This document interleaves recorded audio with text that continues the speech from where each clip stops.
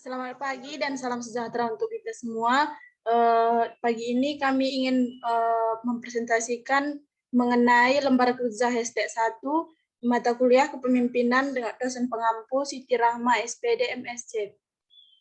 Di sini saya sebagai moderator akan memperkenalkan anggota-anggota kami. Yang pertama ialah Dika Fareza, Tresia Priscilla Ginting, saya sendiri, Trivena Mita Brumani, dan Yuli Bella.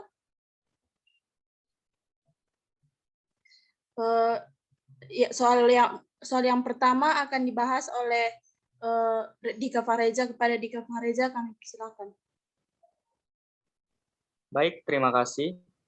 Untuk soal pertama, deskripsikan minimal 2 pendapat ahli tentang konsep pengambilan keputusan dan kebijakan dalam organisasi beserta rujukannya.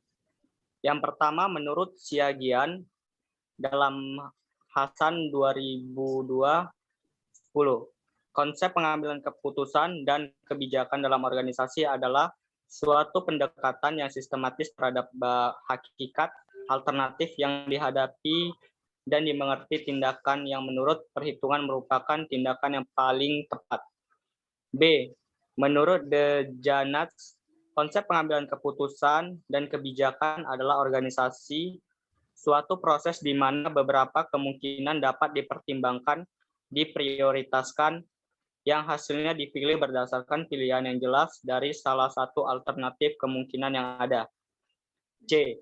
Menurut Stephen P. Robbins, konsep pengambilan keputusan dan kebijakan dalam organisasi adalah inti dari manajemen dalam organisasi, yaitu hal yang dilakukan oleh ketua dalam suatu kegiatan yang dilakukan dalam organisasi untuk mengambil suatu tindakan atau pilihan yang harus dilakukan yang akan menghasilkan keputusan yang untuk kebaikan bersama.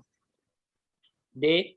Menurut Terry, konsep pengambilan keputusan dan kebijakan dalam organisasi adalah pemilihan alternatif perilaku dari 2 alternatif atau lebih, tindakan untuk menyelesaikan masalah yang dihadapi dalam organisasi yang dipimpinnya dengan melalui pemilihan satu di antara alternatif-alternatif yang dimungkinkan. Rujukannya bisa kita lihat dalam tabel. Terima kasih. Baik, untuk soal yang kedua akan dibahas oleh Trivena. Kepada Trivena, saya persilahkan.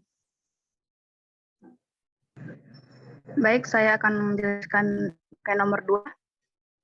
Simpulkan konsep pengambilan keputusan dan kebijakan dalam organisasi menurut saudara berdasarkan rujukan yang dideskripsikan. Jawabannya yaitu, dalam keberlangsungan setiap kegiatan berorganisasi pasti akan menemui sebuah situasi di mana harus dilakukannya sebuah atau lebih suatu pengambilan keputusan menurut para ahli.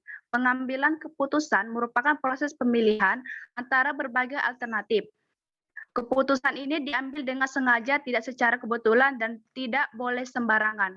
Masalahnya terlebih dahulu harus diketahui dan dirumuskan dengan jelas, sedangkan pemecahannya harus didasarkan pemilihan alternatif terbaik dan alternatif yang ada.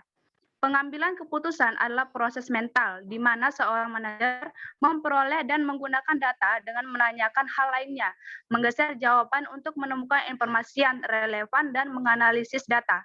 Pengambilan keputusan adalah pemilihan 2 alternatif atau lebih. Pengambilan keputusan perlu dilakukan karena adanya perbedaan antara harapan atau tujuan dengan hasil yang dicapai. Salah satu model pengambilan keputusan adalah the optimizing.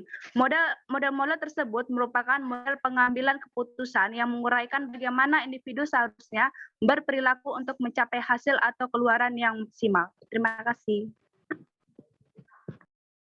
Baik, soal yang terakhir akan dibahas oleh Yuli Bella. Kepada Yuli Bella, saya persilakan. Terima kasih, moderator. Pertanyaan ketiga, deskripsikan peran kepemimpinan dalam pengambilan keputusan dan kebijakan dalam organisasi beserta rujukannya. Jawabannya adalah kepemimpinan seseorang dalam sebuah organisasi sangat besar perannya dalam setiap pengambilan keputusan, sehingga membuat keputusan dan mengambil tanggung jawab terhadap hasilnya adalah salah satu tugas memimpin, sehingga jika seseorang pemimpin tidak mampu membuat keputusan, seharusnya dia tidak dapat menjadi pemimpin. Di lain hal, pengambilan keputusan dalam tinjauan perilaku mencerminkan karakter bagi seorang pemimpin. Oleh sebab itu, untuk mengetahui baik tidaknya keputusan yang diambil bukan hanya dinilai dari konsekuensi yang ditimbulkan, melainkan melalui berbagai pertimbangan dalam prosesnya. Kegiatan pengambilan keputusan merupakan salah satu bentuk kepemimpinan. Pengambilan keputusan adalah proses mental di mana seseorang manajer memperoleh dan menggunakan data dengan menanyakan hal lainnya, menggeser jawaban untuk menemukan informasi yang relevan dan menganalisis data. Manajer secara individual dalam tim mengatur dan mengawasi informasi, terutama informasi bisnisnya. Proses pengambilan keputusan melalui beberapa tahapan seperti 1. Cerna masalah sejalan dengan peran kepemimpinan, maka terdapat perbedaan antara permasalahan tentang tujuan dan metode. Dalam kondisi seperti ini, peran pemimpin adalah mengambil inisiatif dalam hubungannya dengan tujuan dan arah daripada metode dan cara. Kedua, identifikasi alternatif, kemampuan untuk memperoleh alternatif yang relevan sebanyak-banyaknya. Ketiga, tentukan